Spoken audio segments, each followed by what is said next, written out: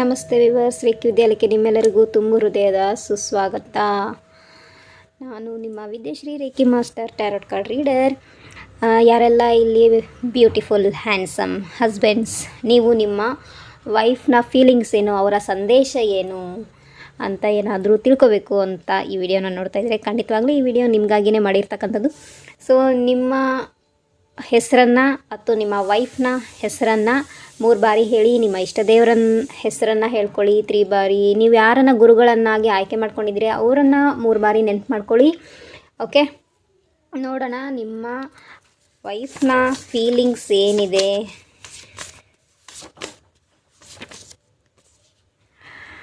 Okay, ನೀನು ನನ್ನ ಶಕ್ತಿ, ನೀನಿಲ್ಲದೆ ಹೋದಲ್ಲಿ ಈ ಜೀವನ ಸಾಗದು, ಪ್ಲೀಸ್ ಕಮ್ ಬ್ಯಾಕ್ ಅಂತ ಹೇಳ್ತಾ ಇದ್ದಾರೆ. ಓಕೆ, ಇಲ್ಲಿ ನೀವೇನಾದರೂ ನಿಮ್ಮ ವೈಫ್ ಮೇಲೆ ಕೋಪ ಮಾಡಿಕೊಂಡು ಜಾಗ ಬದಲಾಯಿಸಿದರೆ, ನೀವು ಅವ್ರನ್ನ ಬಿಟ್ಟು ಹೋಗಿದ್ರೆ, ಓಕೆ, ಸೊ ವಾಪಸ್ ಬನ್ನಿ ಅಂತೇಳಿ ಕರಿತಾ ಇದ್ದಾರೆ. ನೀವೇ ಅವರ ಶಕ್ತಿ ಅಂತ ಹೇಳ್ತಾ ಇದ್ದಾರೆ. ಈ ಜೀವನ ಸಾಗಿಸ್ಬೇಕಂದ್ರೆ ನೀವಿಲ್ಲ ಅಂದರೆ ಏನೂ ಸಾಗಿಸೋಕ್ಕಾಗಲ್ಲ, ಸಾಧಿಸೋಕ್ಕಾಗಲ್ಲ. ಈ ಜೀವನನ ಸಾಗಿಸೋದು ತುಂಬ ಕಷ್ಟ ಅಂತ ಹೇಳ್ತಾ ಇದ್ದಾರೆ. ಸೊ ಅವ್ರು ನಿಮಗೆ ರಿಕ್ವೆಸ್ಟ್ ಮಾಡ್ಕೊಳ್ತಾ ಇದ್ದಾರೆ, ಪ್ಲೀಸ್ ಕಮ್ ಬ್ಯಾಕ್ ಅಂತೇಳಿ. ಓಕೆ,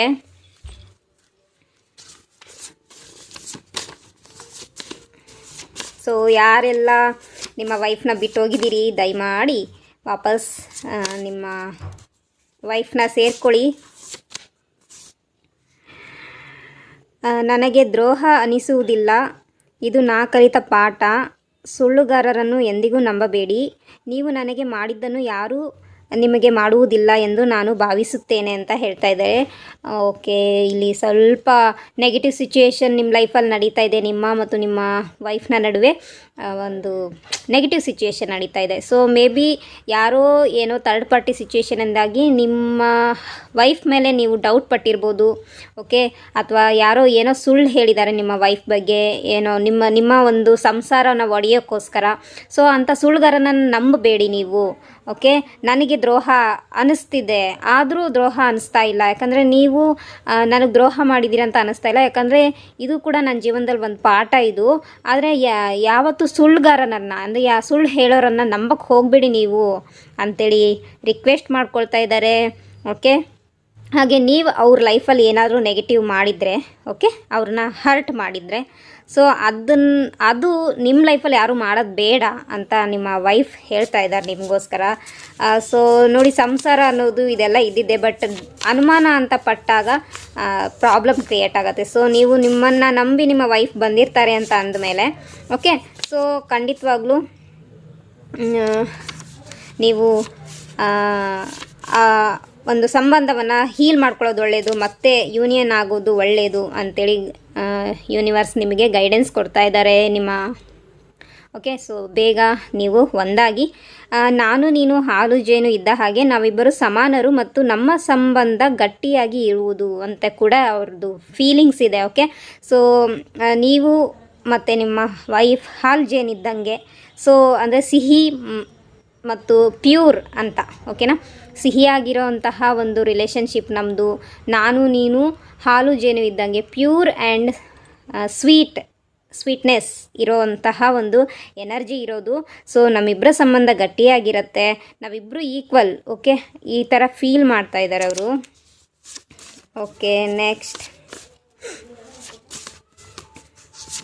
ನೋಡಿ, ನಿಮ್ಮ ಲೈಫಲ್ಲಿ ನಿಮ್ಮನ್ನು ಯಾರಾದರೂ ಪ್ರೀತಿಸ್ತಾರೆ ಅಂತ ಅಂದಾಗ ನೋಡಿ, ಮದರ್ ಆಗಿರ್ಬೋದು, ನಿಮ್ಮ ಫಾದರ್ ಆಗಿರ್ಬೋದು, ನೀವು ಅವರ ಮಗ ಅಂತ ಹೇಳಿಬಿಟ್ಟು ನಿಮ್ಮನ್ನು ಲವ್ ಮಾಡ್ತಾರೆ. ಸಿಬ್ಲಿಂಗ್ಸ್ ಬಂದು ಅಂದರೆ ನಿಮ್ಮ ಅಣ್ಣ ತಮ್ಮಂದರು ನೀವು ಅವರ ಬ್ರದರ್ ಅಂತ ಹೇಳಿಬಿಟ್ಟು ಲವ್ ಮಾಡ್ತಾರೆ. ಓಕೆ, ನಿಮ್ಮ ಮಕ್ಕಳು ನೀವು ಅವರ ಅಪ್ಪ ಅಂತ ಹೇಳಿಬಿಟ್ಟು ಲವ್ ಮಾಡ್ತಾರೆ. ಬಟ್ ಏನೂ ಸಂಬಂಧ ಇಲ್ಲದೆ ನಿಮ್ಮನ್ನು ಹೇಗಿದ್ದೀರೋ ಹಾಗೆ ಒಪ್ಕೊಂಡು ಪ್ರೀತಿ ಮಾಡೋದು ಅದು ನಿಮ್ಮ ವೈಫ್ ಮಾತ್ರ. ಸೊ ನಿಮ್ಮ ಲೈಫಲ್ಲಿ ನಿಮ್ಮ ಅರ್ಧಾಂಗಿಗೆ ಬೆಲೆ ಕೊಡಿ. ಓಕೆ, ಸೊ ಅವರ ಇಚ್ಛೆ ಏನಿದೆ ಅದನ್ನು ಅನುಸರಿಸ್ಕೊಂಡು ಹೋಗಿ. ಕೇವಲ ನಿಮ್ಮ ಇಚ್ಛೆಯನ್ನು ಮಾತ್ರ ಈಡೇರಿಸ್ಕೊಂಡು ಹೋಗೋದಲ್ಲ, ಸಂಬಂಧದಲ್ಲಿ ನೀವು ನಿಮ್ಮ ವೈಫ್ನ ಇಚ್ಛೆಯನ್ನು ಕೂಡ ಈಡೇರಿಸಬೇಕಾಗಿರೋದು ನಿಮ್ಮ ಧರ್ಮ. ಓಕೆ,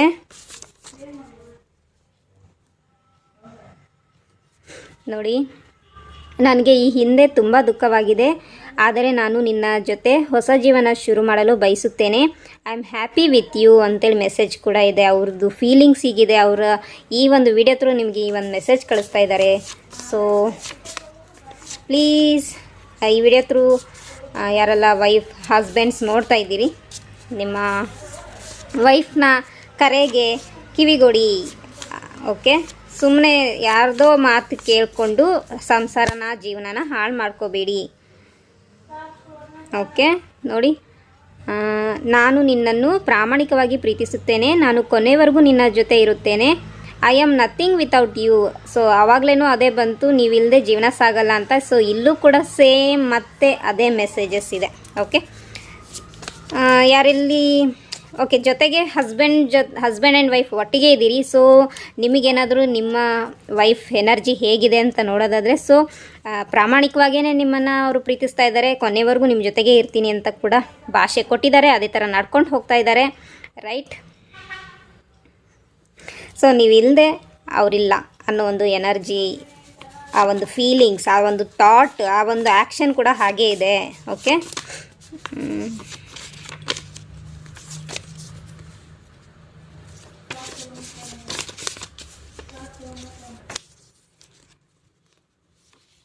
ಇಲ್ಲಿ ನೋಡಿ, ನೀನು ನನ್ನ ಆತ್ಮಸಂಗಾತಿ, ನೀನು ನನ್ನ ಹೃದಯದ ನಿವಾಸಿ, ನಾನು ನಿನ್ನನ್ನು ಗೌರವಿಸುತ್ತೇನೆ, ಐ ಲವ್ ಯು ಅಂತ ಮೆಸೇಜ್ ಬರ್ತಾಯಿದೆ.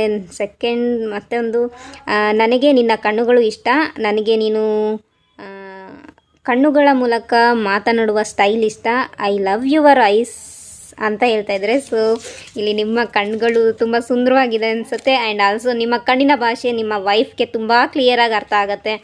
ಸೊ ನೀವು ಕಣ್ಣು ಸನ್ನೆಯಲ್ಲಿ ಏನೇ ಮಾತಾಡಿದ್ರು ಅವ್ರು ತುಂಬ ಚೆನ್ನಾಗಿ ಅಂಡರ್ಸ್ಟ್ಯಾಂಡ್ ಮಾಡಿಕೊಂಡು ಅದಕ್ಕೆ ರೆಸ್ಪಾನ್ಸ್ ಮಾಡೋವಂಥದ್ದು ಅವ್ರಿಗೆ ತುಂಬ ಇಷ್ಟ. ನಿಮ್ಮ ಕಣ್ಣಂದರೆ ತುಂಬ ಇಷ್ಟ. ನೀವು ಕಣ್ಣು ಸನ್ನೆಯಲ್ಲಿ ಮಾತಾಡೋದೇ ಅವ್ರಿಗೆ ಇಷ್ಟ. ಮೇ ಬಿ ನಿಮಗೆ ಓಪನಾಗಿ ಮಾತಾಡೋಕ್ಕೆ ಅಲ್ಲಿ ಅವಕಾಶ ಇಲ್ಲದೆ ಇರ್ಬೋದು, ಯಾರಾದರೂ ಇದ್ದಿರ್ಬೋದು, ಆ ಕಾರಣದಿಂದ ಆಗಿರ್ಬೋದು. ಸೊ ಏಕಾಂತ ನಿಮಗೆ ಇಲ್ಲದೆ ಇದ್ದವಾಗ ನೀವು ಕಣ್ಣು ಸನ್ನೆಯಲ್ಲಿ ಮೆಸೇಜನ್ನು ತಲುಪಿಸೋವಂತಹ ಒಂದು ಎನರ್ಜಿ ಮಾಡ್ತಾ ಇರ್ತೀರ.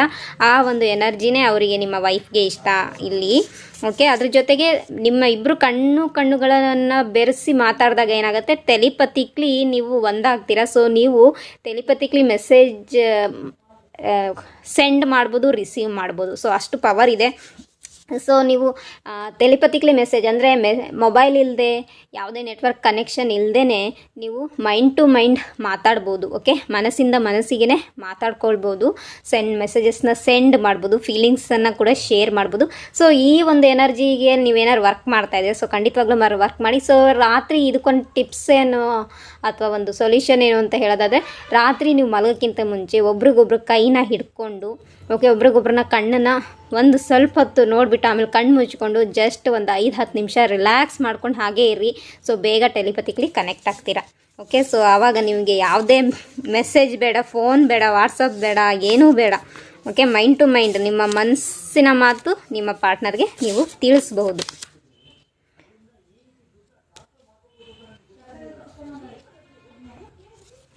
ಓಕೆ, ನೆಕ್ಸ್ಟು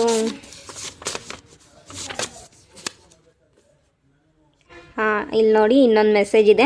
ನೀನು ನನ್ನ ಜೊತೆಗೆ ನ್ಯಾಯ ಮತ್ತು ಪ್ರಾಮಾಣಿಕವಾಗಿ ವರ್ತಿಸು ಅಂತ ಹೇಳ್ತಾ ಇದ್ದಾರೆ. ಸೊ ಪ್ರಾಮಾಣಿಕವಾಗಿ ಜೀವನ ಮಾಡಿ, ಯಾಕಂದರೆ ನೀವು ಪಾಣಿಗ್ರಹಣ ಮಾಡಿರ್ತೀರಿ. ಓಕೆ, ನೀವು ಹೆಂಗಾದರೂ ಮ್ಯಾರೇಜ್ ಆಗಿರಿ, ಒಟ್ಟಿನಲ್ಲಿ ನೀವು ನಿಮ್ಮ ಪಾರ್ಟ್ನರ್ಗೆ ಏನಾದ್ರು ಒಂದು ಮಾತು ಕೊಟ್ಟಿರ್ತೀರಲ್ವ. ಸೊ ಆ ಥರ ನಡ್ಕೊಂಡು ಹೋಗೋದು ಒಳ್ಳೆಯದು. ಯಾಕಂದರೆ ನಮ್ಮ ಒಂದು ಸಂಸ್ಕೃತಿಯಲ್ಲಿ ಲಾಯಲ್ ಆಗಿರಬೇಕು, ಹಾನೆಸ್ಟ್ ಆಗಿರಬೇಕು, ಆ್ಯಂಡ್ ರೆಸ್ಪೆಕ್ಟ್ಫುಲ್ಲಾಗಿರಬೇಕು ಅನ್ನೋದು ಎಲ್ಲರೂ ಬಯಸ್ತಾರೆ. ಸೊ ಅದನ್ನು ನೀವು ಫಸ್ಟ್ ಆಫ್ ಆಲ್ ಮಾಡಿ. Okay, respect is important for me ಅಂತ ಕೂಡ ಇಲ್ಲಿ ನಿಮ್ಮ ವೈಫ್ ಹೇಳ್ತಾ ಇದ್ದಾರೆ. ಓಕೆ, ಇನ್ನು ಒಂದು ಲಾಸ್ಟ್ ಕಾರ್ಡ್ ತೆಗಿತೀನಿ.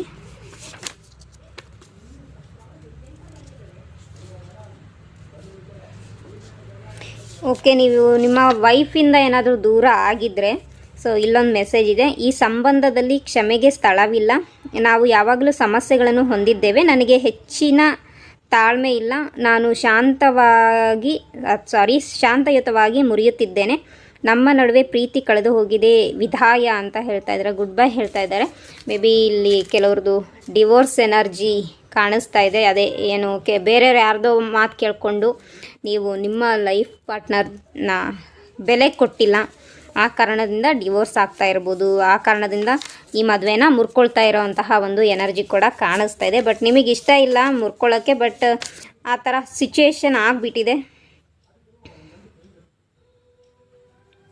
ಓಕೆ ಓಕೆ ಓಕೆ ಇನ್ನೊಂದು ಕಾರ್ಡ್ ತೊಗೊಳ್ತೀನಿ. ಎನರ್ಜಿ ಫೀಲ್ ಆಗ್ತಾಯಿದೆ. ಇದು ನನ್ನ ನಿನ್ನ ಪ್ರೇಮಗೀತೆ ಚಿನ್ನ, ನಾನು ನೀನು ಎರಡು ದೇಹ ಒಂದೇ ಪ್ರಾಣ, I love you I love my self, twin flame ಎಂದೆ. ಮೇ ಬಿ ಇಲ್ಲಿ ಯಾರೋ ಟ್ವಿನ್ ಫ್ಲೇಮ್ಸ್ ಇದ್ದರೆ ಓಕೆ. ನಾನು ನೀನು ಎರಡು ದೇಹ ಒಂದೇ ಪ್ರಾಣ ಅಂತ ಹೇಳಿ ಬರ್ತಾ ಇದೆ ಎನರ್ಜಿ. ಓಕೆ, ಅಥವಾ ಸೋಲ್ಮೇಟ್ಸ್ ಆಗಿದ್ರು ಇದಾಗುತ್ತೆ. ಬಟ್ ಹೆಚ್ಚಿನದಾಗಿ ಟ್ವಿನ್ ಫ್ಲೇಮ್ ಜರ್ನಿಯಲ್ಲಿ ಏನಾದ್ರು ಇದ್ದರೆ ಸೊ ಇದೇ ಎನರ್ಜಿ, ಇದೇ ಮೆಸೇಜಸ್ ಇದೆ.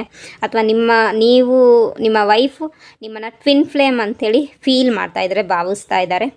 ಓಕೆ, ಆ್ಯಂಡ್ ಇದು ನನ್ನ ನಿನ್ನ ಪ್ರೇಮ ಗೀತೆ ಚಿನ್ನ, ಈ ಹಾಡು ತುಂಬ ಕೇಳ್ತಾ ಇರ್ಬೋದು ನಿಮ್ಮ ವೈಫ್, ಅಥವಾ ಅದನ್ನು ಅವ್ರು ಪದೇ ಪದೇ ನಿಮಗೆ ಮೆಸೇಜ್ ಥ್ರೂ ಅಥವಾ ಹಾಡನ್ನು ಕೇಳಿಸೋದು ಅಥವಾ ಅದನ್ನು ಸ್ಟೇಟಸ್ ಇಟ್ಕೊಳ್ಳೋದು, ಈ ಥರ ಒಂದು ಎನರ್ಜೀಸ್ ಇಲ್ಲಿ ಕಾಣಿಸ್ತಿದೆ. ಸೊ ಎಷ್ಟರ ಮಟ್ಟಿಗೆ ಇದು ರೆಸನೇಟ್ ಆಯಿತು ಅಂತೇಳಿ ನನಗೆ ತಿಳಿಸಿ. ಹಾಗೆ ವಿಡಿಯೋನ ಲೈಕ್ ಮಾಡಿ, ಶೇರ್ ಮಾಡಿ, ನಮ್ಮ ಚಾನಲನ್ನು ಸಪೋರ್ಟ್ ಮಾಡಿ. ಸೊ ಏನಾದರೂ ಸಮಸ್ಯೆಗಳು ಇದ್ದರೆ ನೀವು ಟ್ಯಾರೋಟ್ ಕಾರ್ಡ್ ರೀಡಿಂಗ್ ಥ್ರೂ ನಿಮ್ಮ ಸಮಸ್ಯೆಯನ್ನು ಬಗೆಹರಿಸ್ಕೊಳ್ಳೋಕ್ಕೆ ಪ್ರಯತ್ನ ಪಡಿ. Okay, thank you.